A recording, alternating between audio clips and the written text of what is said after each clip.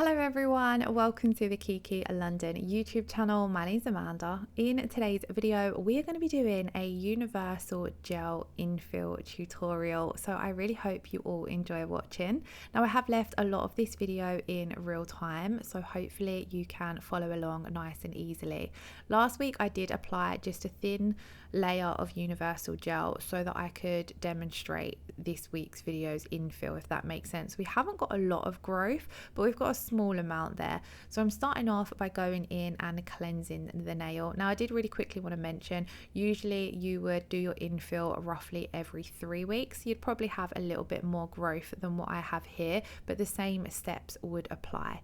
So once I have sanitized the nail, I'm going to go in and start with my cuticle prep. So I'm going to start by pushing back all of that living tissue using the Sofia cuticle tool. This is going to expose as much of that new nail growth as possible, so when it comes to doing your gel application, you can get right up close to that cuticle area and get another 3 to 4 weeks wear out of your gel manicure.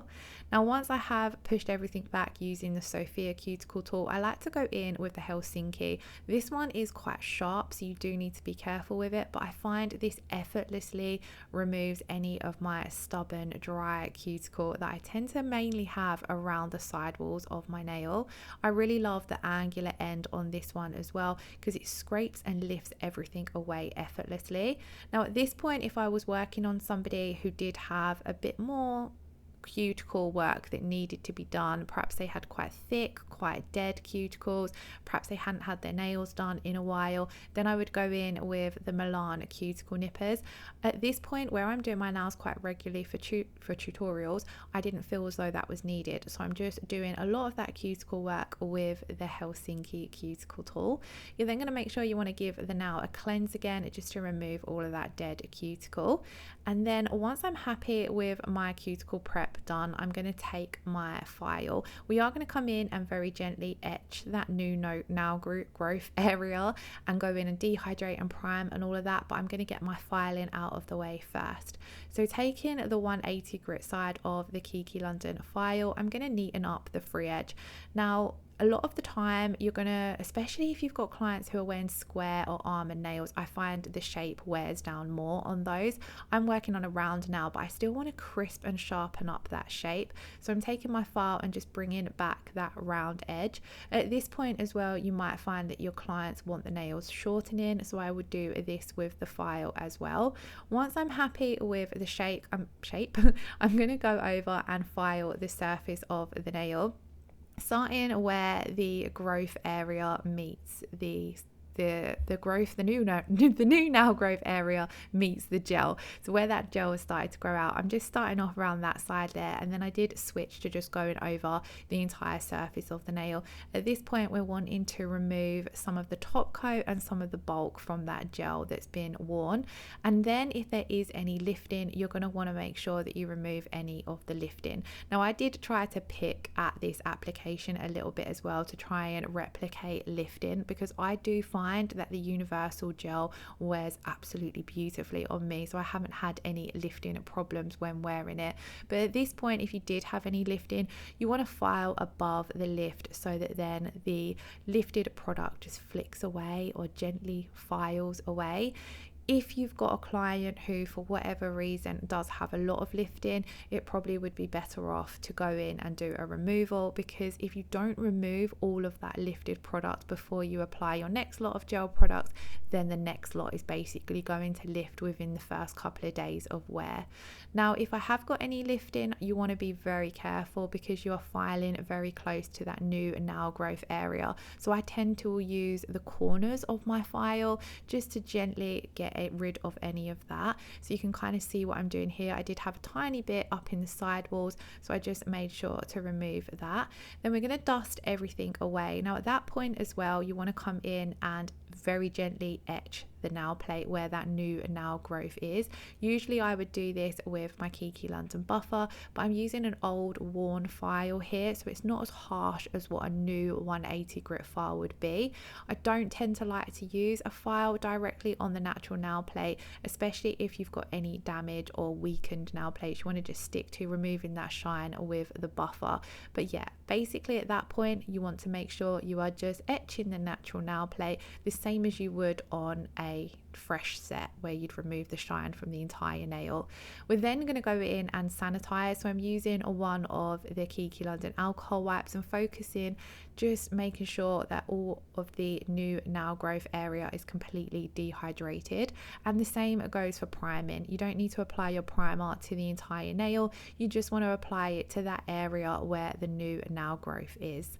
Now for today's set I'm going to use RB06 from the Rubber Color base range. I think I did mention in the previous video that you can use any of the Kiki London base coats with the new Universal Gel. In the previous videos I have paired them with the HEMA free base coat because the Universal Gel is HEMA free. So if you pair it with a HEMA free base and top coat, you can create a complete HEMA free system. But I wanted to show you guys how beautiful it works with the Rubber Color bases as well. You can kind of play around with the effects, I suppose, by applying a different color base under the shade that you're using, especially when you're just doing an overlay. I wanted to go in today with a Rubber Color base that would match the Universal Gel I was wearing. So I've gone in with RB06, which in one coat gives off this nice natural pink, which matches the Universal Gel shade that I chose. So I'm going to apply a thin coat of this to the entire nail. So we're applying this over our previous gel we already had on the nail, popping this in to cure for 30 seconds. And then for the Universal Gel today, I'm going to use Bare Whisper, which is this really pretty, soft, natural pink. I really love this one for spring. I think it would make a beautiful base for kind of like a nail art design, maybe with some florals or in a pastel French. I think it could look really nice as well. So what I'm going to do to begin with is I'm going to go in and do my slip layer. So I'm taking a small amount of gel on my brush and I'm going to apply a thin coat of this to the entire nail. Now with the slip layer, I like to keep it nice and thin because it's simply there to guide where our builder gel layer is going to go. So I'm starting off right at that cuticle area, getting it as close to the cuticle without touching as possible, and then just gently pulling it down until it covers the entire surface of the nail. Other than that, I'm not doing too much with this layer. I'm just simply wanting to coat the entire nail in a thin layer. Now I'm using my polygel brush to do this. This is my go-to brush for applying both the Universal Gel and the sculpting gel. If you want to use a smaller brush, you can use the round nail art brush, but I have found the polygel brush to be my favorite. One, because of the size, but two, because of the shape as well. I feel as though it has the perfect shape for getting a nice neat cuticle area. It's quite firm as well, so it gives you good control over the product. Now when I'm going in and doing my slip layer, because I want this layer of gel to be as neat as possible, I do also like to come in with the stripe liner brush and use that stripe liner brush just to edge that product as close to the cuticle as possible. If you can get nice and close to the cuticle and kind of close that gap between your gel product and the cuticle area, you're going to reduce how quickly the nail looks grown out, if that makes sense. So here you can see I'm just using that brush just to nudge it ever so slightly closer around those side walls as well. And then this also, I also keep this brush to hand as well for when it comes to applying our builder layer, which is what we're going to do now.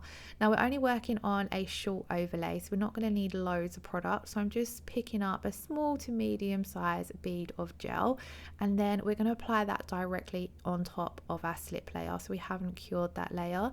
Now when I apply this down, as you can see, I'm placing it just away from the cuticle area, and then I'm kind of just using a round jiggly motion just to nudge that gel a little bit closer to the cuticle. I don't want to go all the way up to the cuticle area with this builder gel layer because we don't want a thick bulky cuticle. We want that to be nice and smooth and seamless, so as the nail grows out there's not this huge ridge.